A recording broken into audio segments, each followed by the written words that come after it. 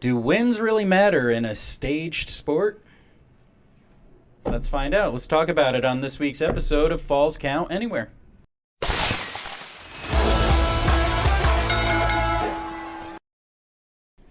Well, I was filing through the dark edges of the wrestling commentary world on the internet this week when I came upon an article that was published but a few short days ago by our friends at Bleacher Report. Good site. Graham Matthews posted this really interesting article entitled "Why Wins Still Matter in Modern Day Pro Wrestling," specifically for WWE and AEW. And I just thought that a lot of this highlighted what I think is bothering us, a lot of the AEW stuff that we kind of couldn't put our finger on exactly. And he really makes a really great argument in this article supporting the idea that if you don't properly book and manage a wrestler, if you don't properly manage a wrestler's booking, it can really destroy a wrestler. It can destroy a promotion if you do it enough times. And he uses some very specific real-world examples that really kind of made me go, and I thought it'd be a great way to kind of explain to the audience in more detail some of the things that we're talking about. So, bullet point number 1, winning remains the best recipe for success. Character development is integral to the performer's growth and can't be overstated, but winning matches is the tried and true formula for success. It illustrates that the competitor is to be taken seriously and is primed for bigger and better things, provided they're beating actual competition and not solely local athletes. Yep. It can be effective to a degree as well, and it's what made Goldberg such an attraction in WCW. Not only was he winning matches, but he was also doing it in dominant fashion, which of course we remember well. And going against established talent, not just jobbers. For as dynamic of a performer as Gunther is, fans had little faith he'd be able to get beyond a certain level in WWE because of how he's never been the most charismatic competitor. Despite that, he's gone unbeaten on the main roster and held the Intercontinental title for over 500 days. As a result, he's gotten over organically as a final boss on the Raw roster. And by the way, this is my own comment, has become way more dynamic in the process. Agreed. Has really settled into his character and has really become great. Yep. Prior to her departure from AEW, Jade Cargill also achieved megastar status by decimating the women's division over a 2-year period. Had she lost shortly following her debut, she wouldn't have had the same aura. That's definitely the image they were putting on her. Yep, that's true. Winning should ideally get a talent to the top of the card, and after breaking through that glass ceiling, losing won't make as much of a difference. So once you get up there, you can take hits here or there, but once you got it up, you can keep it up. Something that they have done, I think, poorly with LA Knight. They give him the character push, he gets over, but then they don't give him the win that he needs to make it to that next level. As popular as he is with the crowd, he still doesn't feel like somebody who can go for the top title. And that kind of plays to the next comment, which is winning isn't always everything, but perception is. 100%.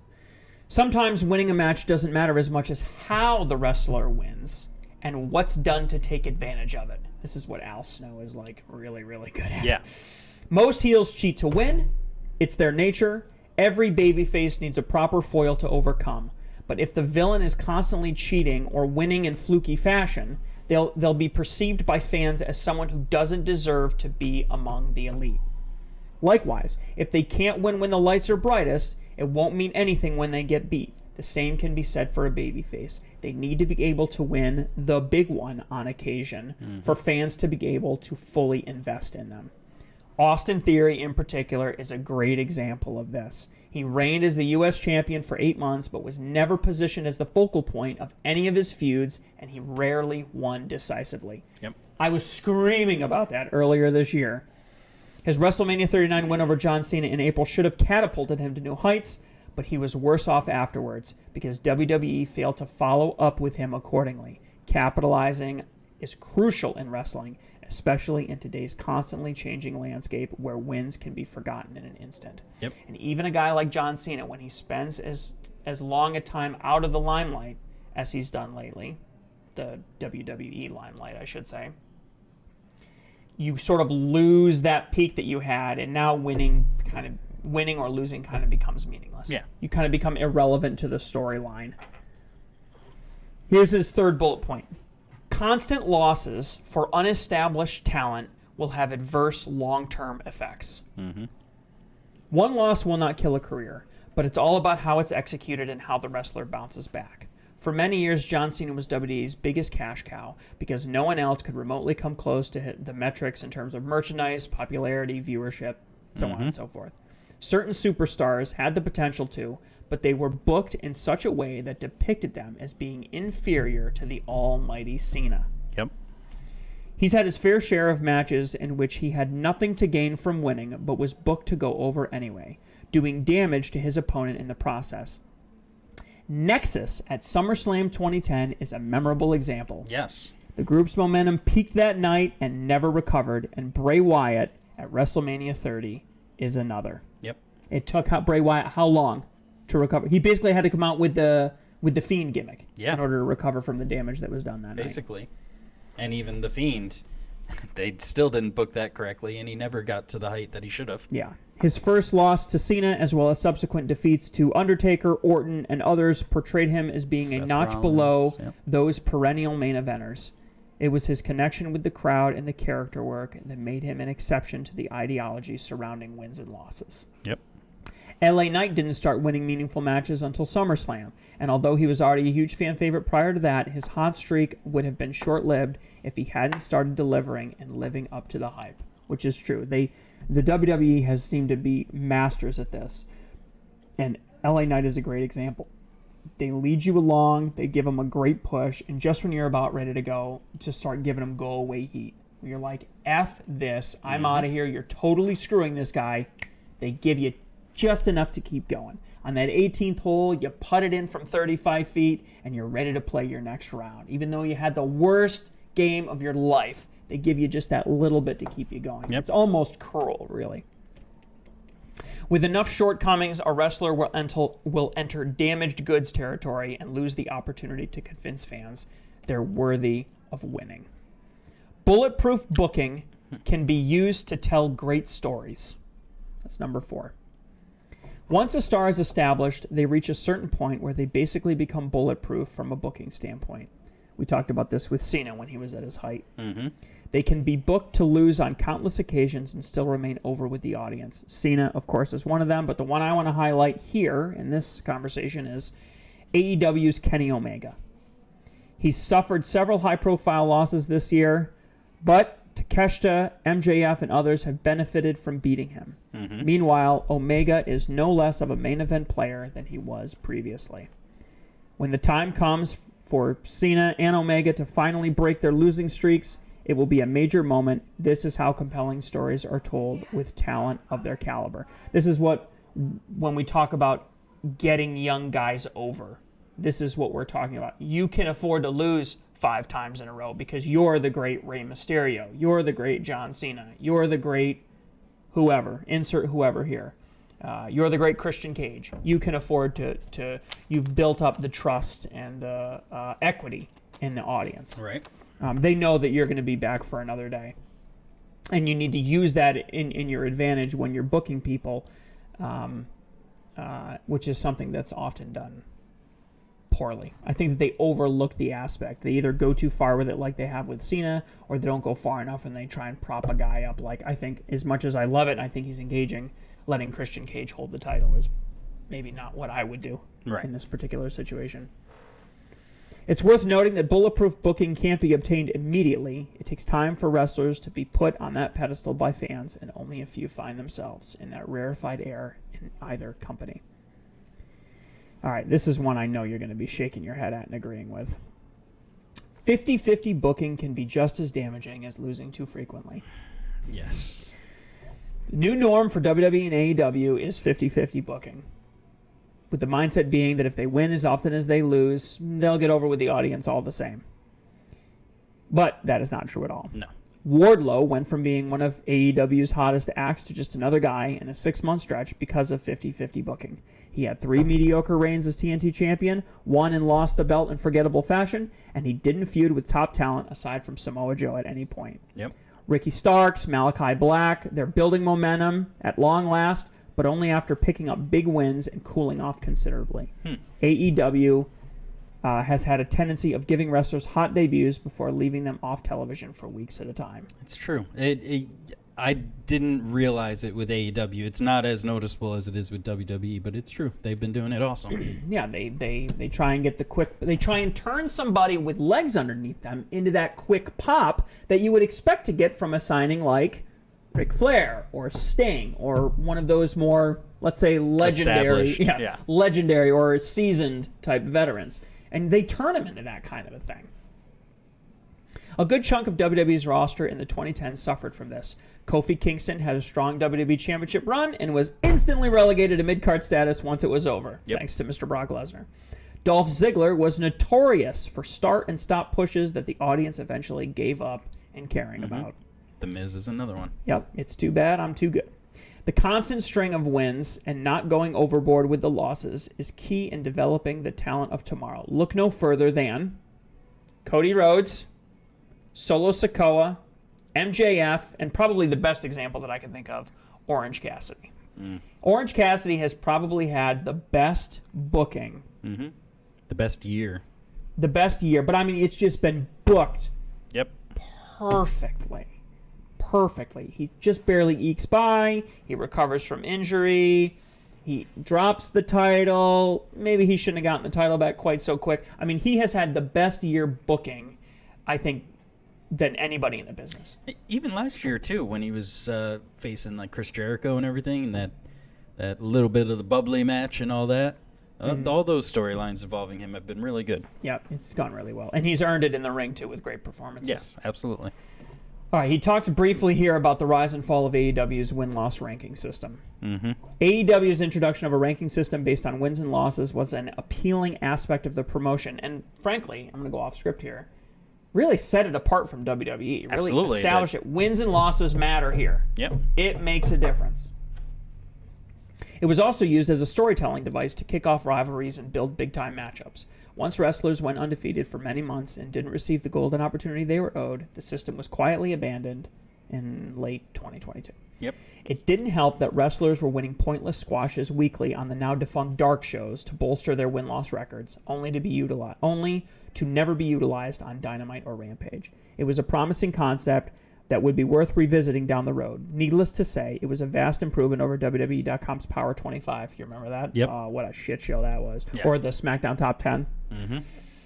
Number one contender matches are a more traditional, but are a better alternative than having a title holder get beat in order to set up an upcoming championship clash. This is my number one go-home show pet peeve. You have champion that's been standing up on top of the pedestal for effing forever. Yep. You have little tiny mid-card guy that you've done nothing with over the last 6 to 12 months.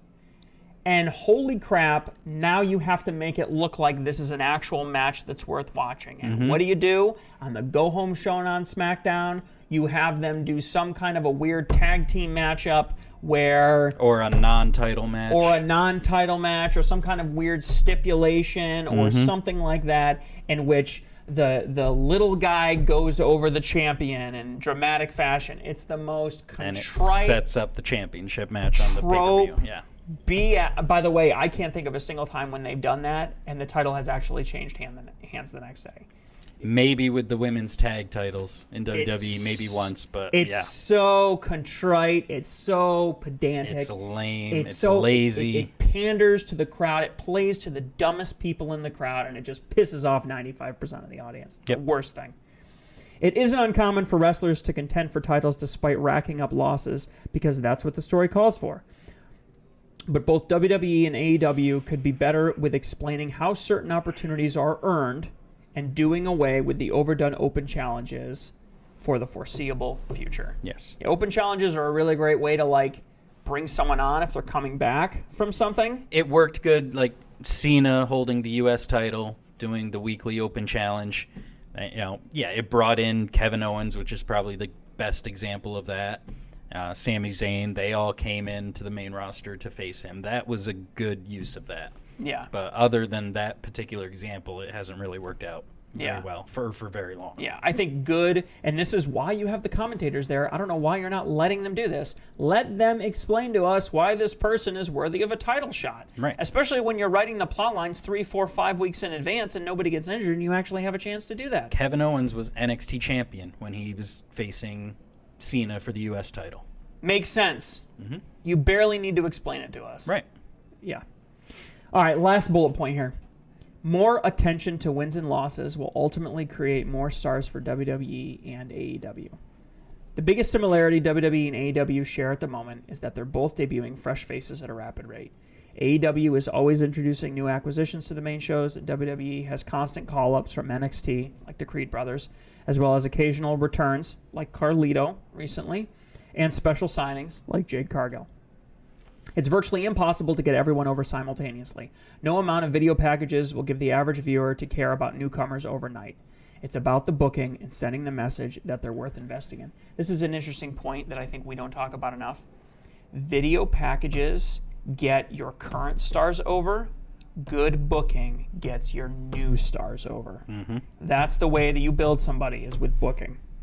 Somebody that needs to be built. WWE has so far failed with Cameron Grimes because his appearances are infrequent and he hasn't won many matches. Thankfully, they've gotten it right with the Creed brothers, who've won their first 2 matches on Raw. In AEW, Jay White feels like an important player because he's yet to lose a one-on-one match. Veterans such as Samoa Joe, Bryan Danielson, and Jon Moxley have been protected to the point where wins against them are significant. Yes. Again, you can 50-50 book a legend that everybody knows and has earned equity with the audience. You can book them 50-50 without hurting them. And it actually kind of protects them a little bit when it comes to putting a guy like Jay White over on them. Somebody that the crowd maybe doesn't know quite as well. With wrestling, there's no need to reinvent the wheel when it comes to wins and losses. They'll forever be the lifeblood of the business and what separates the average from the extraordinary. And I think that is the biggest takeaway for me, is wins and losses are supposed to separate the men from the boys, the wheat from the chaff, the good from the bad, from the mediocre. And wrestling isn't really using it for that anymore. They're not using it as a litmus to, oh, this guy is 13-0. Oh, wow, I guess I should probably pay attention. Maybe he's going to do something really well. Yeah. Or, oh, this particular person's a legend, or this particular, those kinds of people typically don't need that kind of introduction. But yeah, like you said, if somebody's holding a championship from another promotion and you want to put that promotion over, you have them take a win from one of the people on your main roster. But you don't see a lot of stuff like that. You see a lot of main roster stars holding multiple belts. Right. AEW is guilty of this right now, right? When it's like AEW stars are holding all the Ring of Honor belts, basically. And it's like, what the hell's Ring of Honor? Chopped liver? Why are these called Ring of Honor belts if they're all held by AEW people? To me, it seems like lazy booking. You're trying to titleflation. You're desperate, so you're trying to put some titleflation in there. I don't know. I thought it was brilliant. I thought it put to paper a lot of the things that we've kind of been talking about with some really legitimate real-world examples of what's happening. Final thoughts? Yeah, I agreed with everything you said in there and everything that article said. You can't put any investment into someone that loses all the time or loses half the time, or like you said, LA Knight, perfect example. The crowd loves him. He's engaging. He's charismatic. But if any time he goes up for any title or the big title or whatever, he loses, no one's going to care about him in 6 months. Here's one thing I can say for sure. Next to Orange Cassidy, probably Gunther's had the best booking. Yep. And when Gunther drops that title and when Orange Cassidy drops his title, it's actually going to mean something, and neither one of their brands are going to take a hit for it as a result of it. Yeah. That's what good booking does. And this idea that, I think there's this mentality that it's a zero-sum game. And I think that's the way that it is maybe in a really small promotion, or if you only have 1 or 2 stars that you're pushing. But in this environment, everybody's got a 30-day memory. Everybody gets amnesia. There's brand splits. There's people can go off on hiatuses and take break. I mean, you basically have an infinite number of possibilities when it comes to reinventing somebody or bringing them back, after exigent circumstances. So you could do a work to injury or something like that. Like, literally the sky is the limit. I would expect to see more experimentation in this kind of environment. Yeah. And it's just not there. Anyways, word to the wise, that was a great article. Let us know below who do you think has had the best booking in the last 12 months. I would love to hear an argument for someone that's had better booking than Orange Cassidy or Gunther, because I don't think there's been anybody else that's been perfect for their careers and for their gimmicks, respectively. Yep. In the meantime, check out the main show. You keep watching. We'll keep wrestling with the business.